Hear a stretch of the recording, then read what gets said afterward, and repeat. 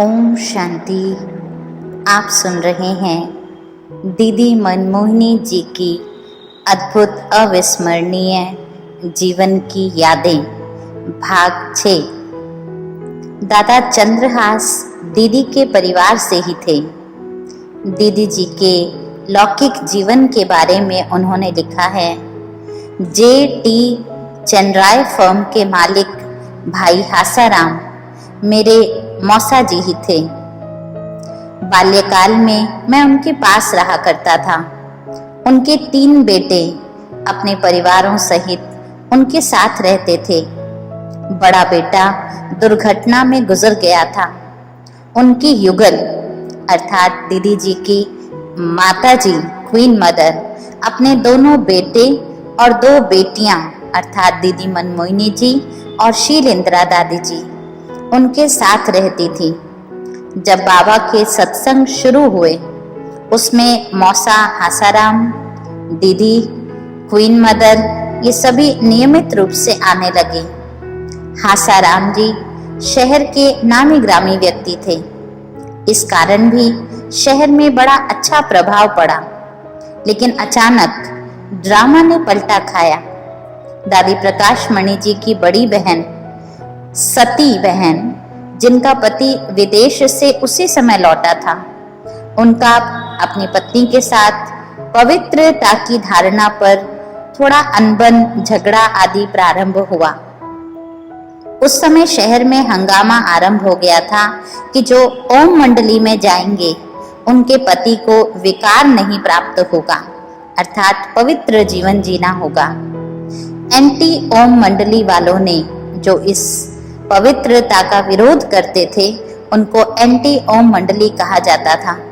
तो एंटी ओम मंडली वालों ने पहले बड़े लोग जैसे कि मौसाराम, हासाराम, मुखी मंघाराम, इन सभी को बहकाना आरंभ किया।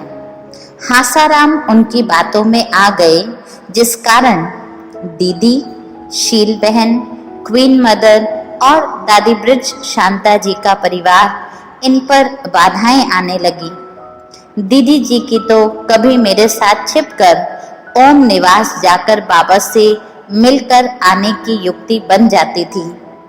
हासाराम जी के विरोधी हो जाने से एंटी ओम मंडली वालों को और ताकत मिल गई थी और उन्होंने ओम निवास के बाहर पिकेटिंग का नज़ारा तैयार किया। वो नज़ारा बड़ा दिलकश था। एक तरफ पगड़ी वाले बड़े बड़े मुखी राम, जैसे बड़े मुखी चौधरी हासाराम, जो सिंध के नामी ग्रामी थे, और दूसरी तरफ उन्हीं की ही माताएं, कन्याएं, छोटे छोटे बच्चे आदि पिकेटिंग में खड़े थे। उनमें दीदी जी भी थी तथा शील बहन भी थी और मैं भी था।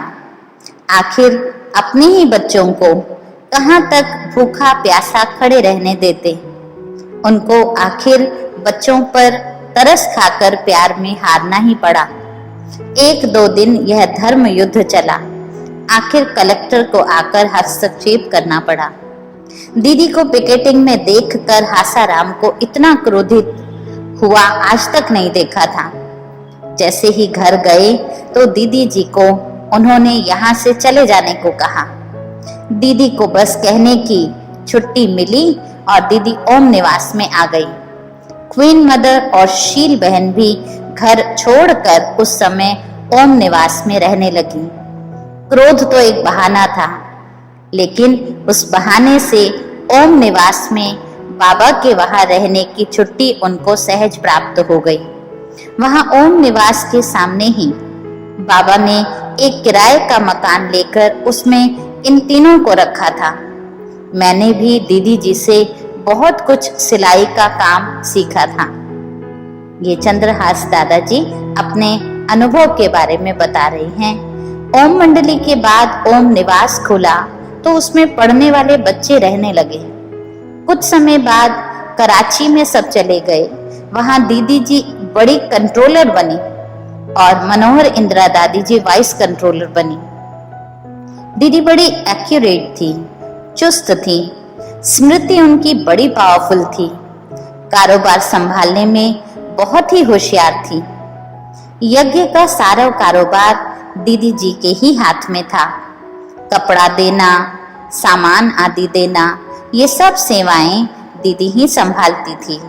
भले ही उनके साथ 8-10 बहनें उनकी मददगार थीं, परंतु सभी उनकी ही राय से चलती थी। बाबा भी मम्मा को कहते थे, बच्ची कोई भी काम करना हो ना तो दीदी से राय लेकर करना, ये बड़ी अनुभवी हैं।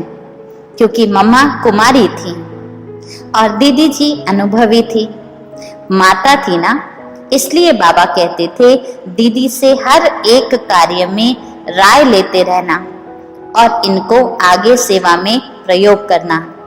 बाबा के कहे अनुसार मम्मा सदैव कुछ भी करती थी तो दीदी से पूछा करती थी, दीदी इस बात में आपकी क्या राय है।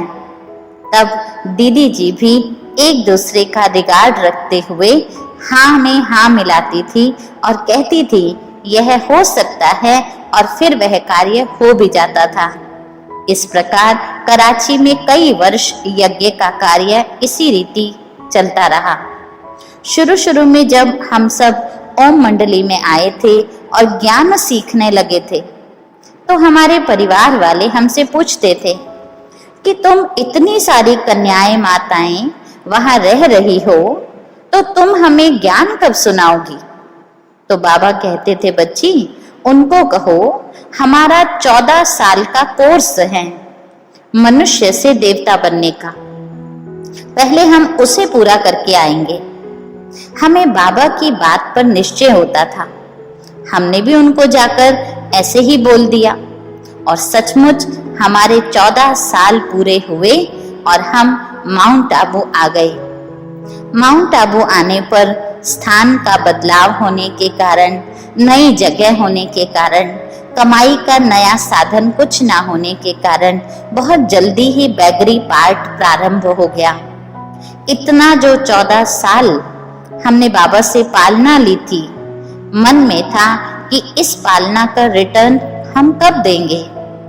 पहले तो हम समझते थे कि यज्ञ में ही जीना है, यज्ञ में ही मरना है, यज्ञ छोड़कर कहीं नहीं जाना है।